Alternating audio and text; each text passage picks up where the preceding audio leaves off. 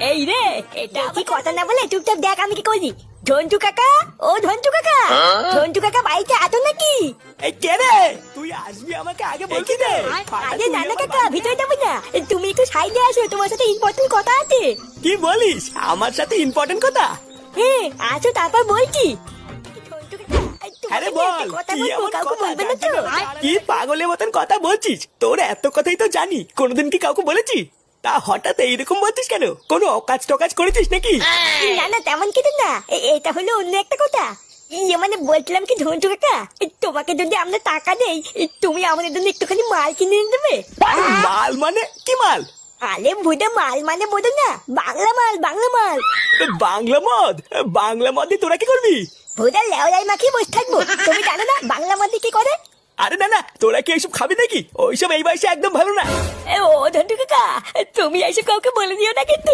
আরে ধুই, তুই এত ভয় পাচ্ছিস কেন? ঝন্টু কাকা কাউকে কিছু বলবি না। দেখো কাকা, যা টাকা লাগে আমরা দুজন মিলে দেবো, তুমি শুধু আমাদের জন্য মালটা নিয়ে আসবে। তারপর না হয় আমরা তিনজন মিলে একদিকে বসে বসে খাবো। যদি রাজি থাকো তাহলে বলো। না, ওদের মালটা এনে দেওয়াই মনে হচ্ছে বুদ্ধিমানের কাজ হবে। ওরা তো বড় বাচ্চা কাচ্চা মানুষ, ওরা আর কতই বা খাবে। সবই তো আমি একাই খাবো। আচ্ছা ঠিক আছে, যা তোরা টাকার ব্যবস্থা কর, আমি এনে দেবো নে। দেখেছিস তো কেউতে, আমি তোকে বলেছিলাম না ঝন্টু কাকা খুব ভালো। আচ্ছা ঝন্টু কাকা, তুমি 10টা মিনিট দাঁড়াও, আমরা এখনই টাকা এনে তোমাকে দিচ্ছি। আচ্ছা ঠিক আছে, তাহলে আমি এখন যাই। তোরা টাকার ব্যবস্থা করে আমার বাড়ি থেকে দিয়ে আসিস। আচ্ছা ঠিক আছে, তুমি